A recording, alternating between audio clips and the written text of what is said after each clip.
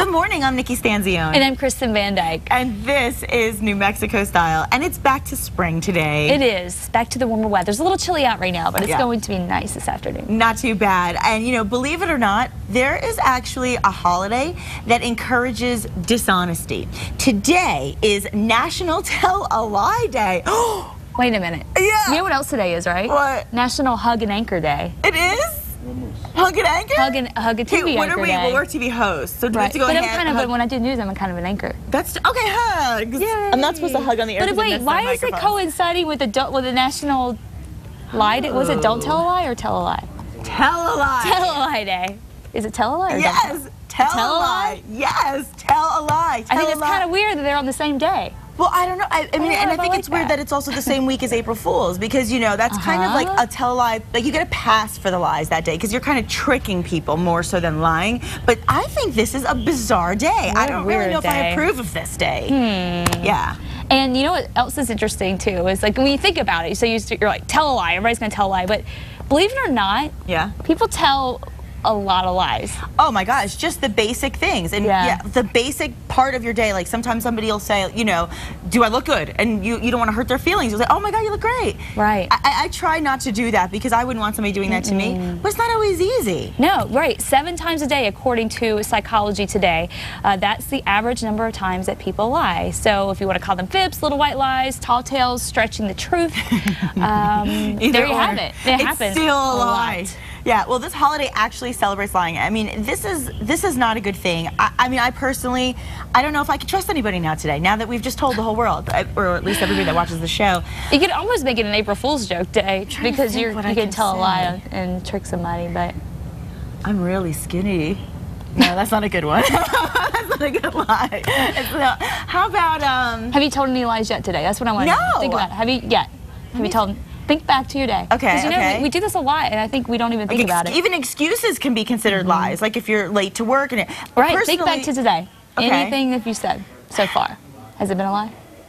No, I don't think so. No? I don't think so. Maybe that's a lie. See, no, I don't think. Have you? I don't think yet. I don't think yet. I say that. Okay, well, you know what? Tomorrow we can all get back to the virtue of honesty is the best policy. I'll tell you what is not a lie. Is last night, I mean, this week, I don't know. I know you don't really watch Dancing with the Stars religiously, but this year, this season, I should say, really the competition is fantastic. It's probably the best dancing I've ever seen. In fact, the other night was very emotional because they told touching stories to correlate with their dances.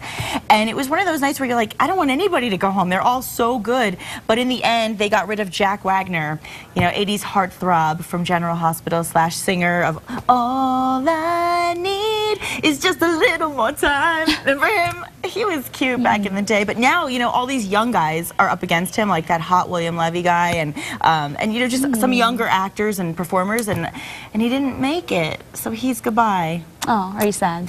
I feel bad for anybody. I think it's going to be that way the whole season. No matter who goes each week, I think I'm going to feel bad for the I shouldn't say the loser, for the person who doesn't get as many votes. So I thought Gavin DeGraw was not as good of a dancer as Jack Wagner, so I thought he would go. You're speaking the truth right now. I am so speaking the truth. And you know what else? And giving criticism too. See, that's a good, and I think that's the best way in general. In my opinion, the whole like lying thing, I don't know what you think, but I think if you're going to tell the truth and it has to be harsh from time to time, try to at least do it in a soft way with a filter and make it constructive. Because if you can help somebody with the truth, then that's a little better than just hurting their feelings with it, right? Right. I mean, well, you know what we do in the South? What? You can say whatever mean thing you want to say as long as you follow it up with, bless her heart. Oh, bless her heart. Or honey, a little honey too, right? Let's check in with KRQE News 13 anchor Elizabeth Alvarez for this morning's headlines. Bless her heart. Good morning, ladies. Guess what? There is no news today. See ya. No. Just kidding. I like that. It is National Tell a Lie Day, right? No. If it's all good news, is it all good news? No, I just messed up my shot there. There we go. No, really. In all seriousness, folks, ladies, good morning to you. Good morning to you at home. We do have a lot of news to get to this morning. We begin with Santa Fe police looking for a man they want to question about a rash of bank robberies. I want to show you a picture here. This is a man authorities are calling a person of interest. Investigators hope that will lead to some information about a recent robbery of the U.S. Bank on Cerrillos Road in Santa Fe. Santa Fe police say that the FBI are looking for this person who apparently robbed the bank. He pulled out a gun and demanded money. Now, investigators also believe the same suspect may have also been involved in 3 other robberies in Santa Fe this year. The suspect is described as white or Hispanic with a medium build, about 20 to 30 years old. He was wearing a light color jacket, like a green jacket. He was also wearing color surgical gloves. There could be a reward up to $1,000 for information that leads to the arrest of the robber. But again, right now they're looking for the person of interest, which was the man that was in the parking lot. If you know anything, call the FBI in Albuquerque at 889-1300, or you can call the Santa Fe Police Department. This morning, dozens of people in the metro area are having to deal with having their identities stolen. Listen to this. Investigators say some crooks used a county clerk's website near Fort Worth, Texas, and somehow managed to get people's personal information from divorce papers. The theft ring then used the info, including credit card numbers, to go on a shopping spree. They bought a Bulova watch. The other one was Desert Rat Off-Road. They had $1,595 worth of work done, and I don't know what was done.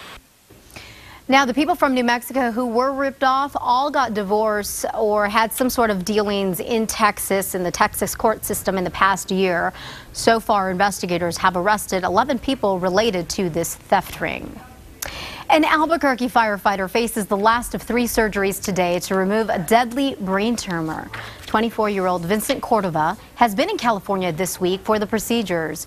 He'll stay there for about 2 months afterward as he undergoes at least 6 months of physical therapy. Doctors say he could lose the ability to swallow and breathe on his own. There is even a slight chance that he will not survive. But loved ones are staying optimistic. We recently told you how Cordova's fellow firefighters are stepping up to also show him support. They won $10,000 in Mega Millions lottery in that huge jackpot from Friday. The guys say they plan to give Cordova some of those winnings. His surgeries are estimated to cost over $1 million. Wish him the best. Do you use ABQ Ride to get around? If so, listen up. You might have a new way to get your bus ticket very soon. This afternoon, Mayor R.J. Berry and ABQ Ride's director will show off new vending machines. Yeah, new vending machines where you can actually buy bus tickets just like you buy a soda pop. The city hopes that'll make it easier for people to continue to use the bus and even attract new bus riders. If you plan to travel from Albuquerque to Santa Fe this morning, police want you to be extra careful. Walkers are already making their early pilgrimage to the Santuario de Chimayo. This morning, one walker is actually recovering after getting hit by a car. The accident happened last night. Santa Fe County Sheriff deputies say the man was walking on the side of US 84-285 just north of Camel Rock Casino when he was sideswiped by a passing car. Fortunately, though, the man was not seriously hurt. The driver of that car was cited for careless driving.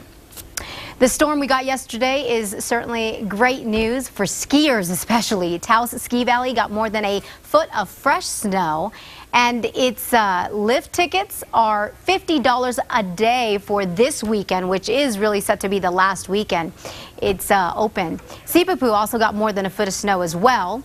It was supposed to be open only on weekends until the 15th, but it will now be open weekdays too, and lift tickets at Sipapu are just $25. So go out and hit the slopes this one last time.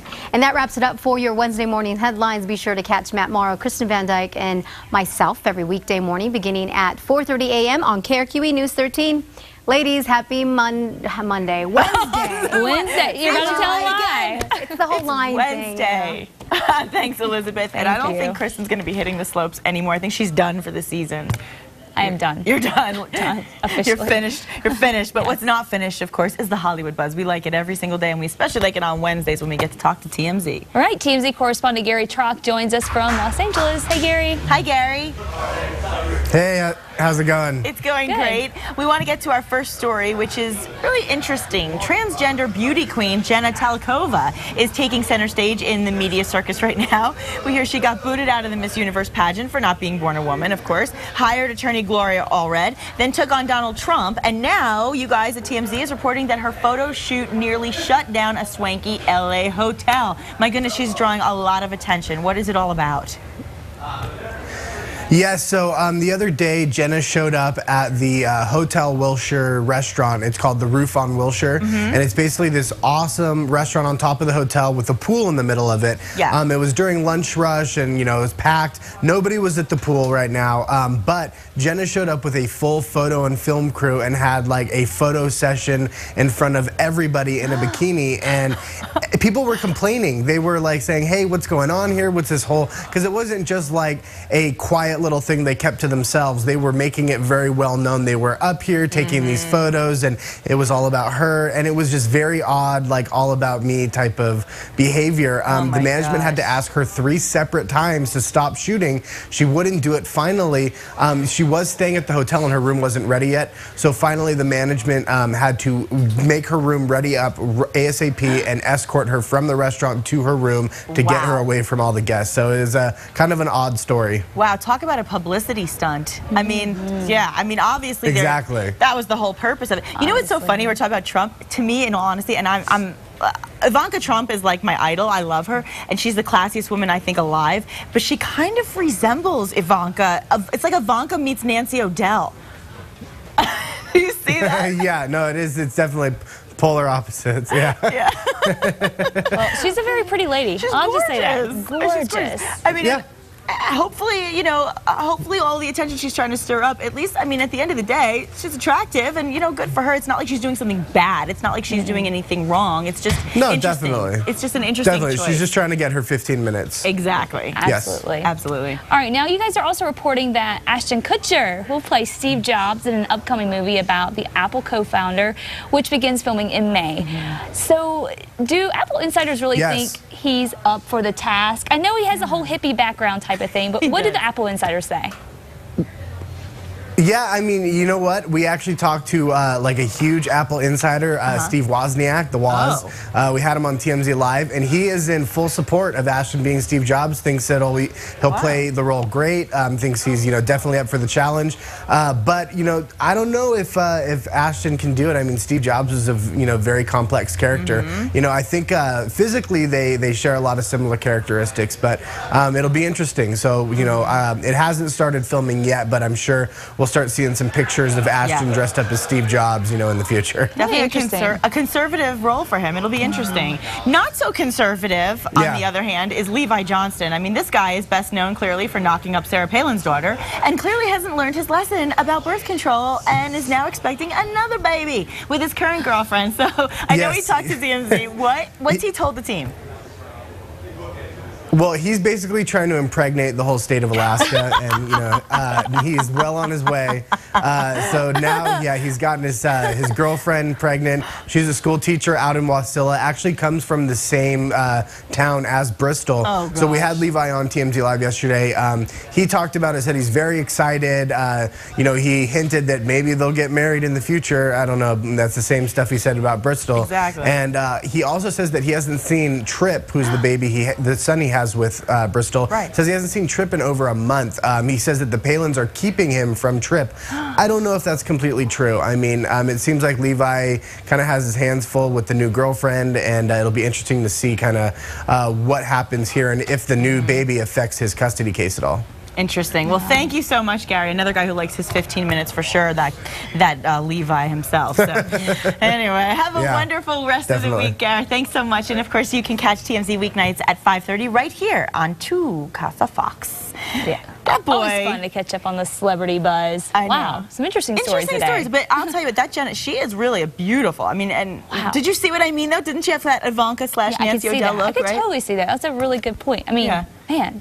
It's fun. I mean, that's the thing about Hollywood. It's like, I live there. There's just publicity stunts going on everywhere. We all eat it up at the end of the day. So something else we all love was the Titanic. James Cameron's epic Titanic is sailing back into theaters this week. We talked about this a little last week, and the release date was chosen to coincide with the 100th anniversary of the ship setting sail back on April 10th, 1912. And Titanic, which pretty much everybody in the world knows as stars, of course, Kate Winslet and Leonardo DiCaprio. Amazing. The second highest grossing movie of all time behind Cameron's other film, Avatar, so that one got beat the top two. Yeah, he remastered the film, and it's being released in 3D, which will be an epic experience for fans and newcomers alike. Fox's William LaJeunesse has the details from Hollywood. I don't know if I got that right. I think that sounds right. Open your eyes. It's been 15 years since James Cameron's epic blockbuster, Titanic, made history, becoming the highest-grossing film of all time, with a $1.8 billion tally, and winning 11 Oscars, including Best Picture. When the ship docks, I'm getting off with you. When star Kate Winslet heard the film was being cleaned up and released in 3D, it made sense. My first reaction when Jim called me and said we're going to bring it out in 3D was how wonderful, because a whole new generation of people who have maybe never seen it but certainly not seen it on a big screen will have that opportunity. For years, Cameron's been outspoken against Hollywood for converting 2D films into 3D, instead of just shooting it in that format to begin with, making this decision a difficult one. Doing it after the fact, it's an awful lot of really difficult drudge work on the part of a lot of artists. I mean, we had 300 artists. We spent $18 million to do it. It took 60 weeks. And I wasn't going to compromise. It had to look as good as if we had shot it in 3D. It's just such a hard and tedious process by comparison to shooting in 3D, which is actually quite straightforward. You want to pull out the reflected light on the top so it really has a lot of volume? I think in terms of difficulty, the big crowd scenes where you have to isolate every single character, and there might be thousand characters in the shot. It's a tremendous amount of work. But you know, there's no such thing as an easy shot when you're doing a 3D conversion, because even if it's just a close-up, let's say of Kate or Leo or any of the other actors, you still have to sculpt the depth planes of their face. Known to be a perfectionist, Cameron realizes to get people back in the theater, the experience better be worth it. If you're going to do it right, where it's indistinguishable from 3D, and it should be done right if you're going to charge a premium ticket, then you have to spend more time and money on it than is ever really available in a new movie. This is it! Hold on! In Hollywood, William LaJeunesse, Fox News.